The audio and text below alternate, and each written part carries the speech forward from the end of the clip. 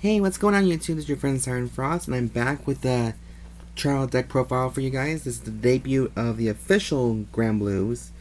Now I know in my last video I did a Granblue 7 Seas version of Granblue, but this time we're going to be doing a trial deck profile that this will be doing earlier before 7 Seas, but I didn't get my trial decks till like today, so yeah. So it's been a long, almost a week kind of thing. Thank the gods it worked. I was getting restless. So anyways, this is going to be my debut of the Nightrose Stride, but it's also going to be featuring my ideal build for a trial deck, with nothing but the trial decks in it. So anyways, for my starting Vanguard, we have the most popular grade 0 in the deck trial decks is Undying Departure Grenache.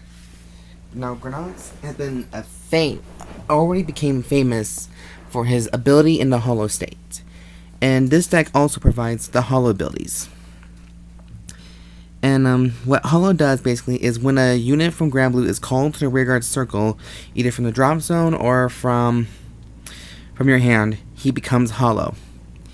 And his hollow skill is GB1, is that when this unit is put into the drop zone from rearguard to the effect of a hollow ability, you countercharge 2 cards.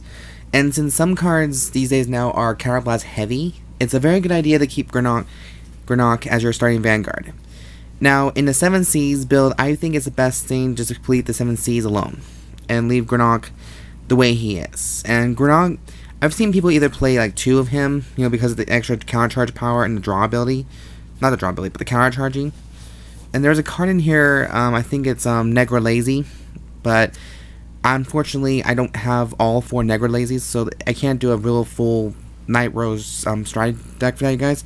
For right now, I'm using the trial deck, and with some further support in the Granblue.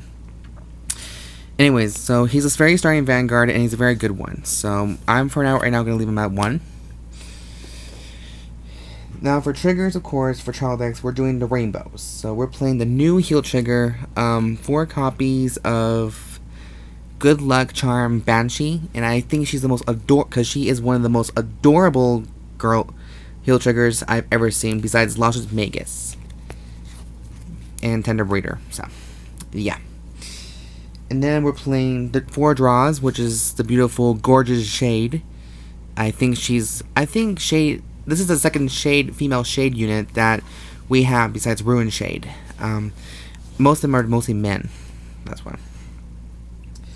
And then we're playing the alternate version, the new art for 4 copies of Critical Trigger Rupsy's Banshee, and she is the newest full art besides her other counterparts. So, and she has earned her flag. So, what she does, I didn't realize this at the time. I didn't know about this. I thought she was one of those units that gets plus 3k power, and now somebody from my Skype is gonna make fun of me for the rest of my life because I use Banshee as a power up. So, on me on that one. But what she really does is that you put her into a soul and you draw a free card. So I did not even know that. Crap! Okay guys, that was my bad. Hang on. This camera, that was a bit of an outtake right there. Anyway, so 4 copies of the Banshee. And then finally, we're playing 4 stands. And this is the trigger that does 3k power. Put this unit into soul, and you choose up to one of your rear guards of my units, and you get plus 3,000 power. This is the one that does the 3k power, so that was my mistake. And then there was another one from Granblue I completely forgot about, so I had to go double check my little inventory. So yeah, that is the trigger lineup, plus that's grade 0. Next up, we're playing 4 copies of the 8k Vanilla's Parting Shade, just for the 8k Vanilla boost. 4 of the new Perfect Guards for trial deck Perfect Guards. Freddy the Ghostie, which looks like a big fat...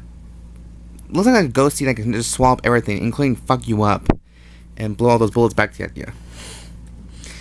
People have weird creativity of art, which I like. Next, we're playing 4 copies of Skeleton Underling Pirate.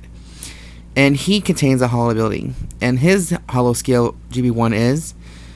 when this unit attacks, this unit gets plus 2,000 power, so he'll be at 9k already, but until the end of the battle. But if he's hollowed, then he gets additional 5,000 power, so he gets additional 7,000 power, so doubling his strength up to 14k. So And if you actually put a booster behind him, like an 8k vanilla, that'll make his attack points up to 22,000. So you're basically hitting with big numbers in this one. So, yeah, that's the reason. And then finally for grade 1s, we're playing 2 copies of Greedy Mimics. Kind of creepy if you ask me, but that's just kind of the idea what the Grand Blues are all about. And so what he does is, when his unit attacks a Vanguard, he gets additional just 2k power. So he'll be a 9k attacker on the turn that you call him to the field. So that's actually pretty good right there. And that applies to only the rear guard. I thought it was a Vanguard at first. My bad. Next, for grade 2, we're playing the 10k vanillas, Undead Knight of the Corrupting Sword. Creepy artwork, but I guess there's a new archetype now called the Undead Knights. So that's going to be a fun one to deal with. Next, we're playing 4 copies of Pirate Swordsman Colombard. He's one of the boosted units from kind of like Gladiolus and Matcha and Swarmaker Vampire kind of guys. But his Generation Break 1 is, when his unit attacks a Vanguard, if this unit is boosted, pay the cost. If you do, choose up to 1 card from your drop zone and Superior Call it. So there's probably a combination to this as well, because you can also bring back Grenache as well, or Rousy's Banshee, anything like that. So that's why he's in there. Normally, I'm not really much of a huge fan of boosted units anymore, but I guess I can make a bit of an exception for Colombard. And then finally, for grade 2, we're playing 3 copies of Witch Doctor of the Rotten Sea, Negrorook.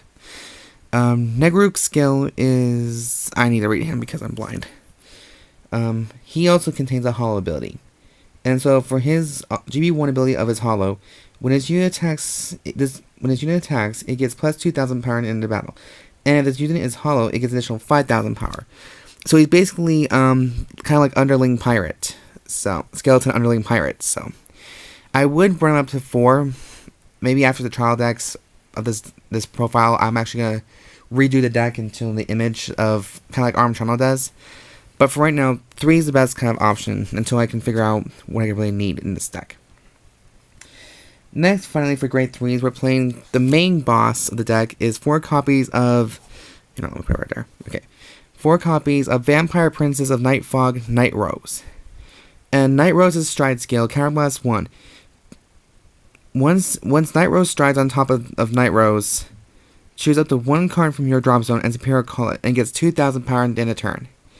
Her GB2 skill is, you can put 3 GB2 skill is activate. For 1 turn only, put 3 cards from the top of your deck, mill top 3 cards of your deck to drop zone. When your rear guard is put into the drop zone, you may pay the cost. If you do, you may call that to rear guard. So I'm guessing you can actually bring back Grenache with his ability as well, or Negrorook. So that's a pretty good thing to have. So, and from what I've been hearing, Nightrose is already making headlines already for some people who actually wield her.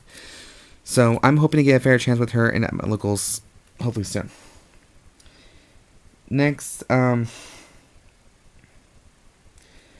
the final grade 3, we're playing 4 copies of the Undead Knight of the Cursed Spear.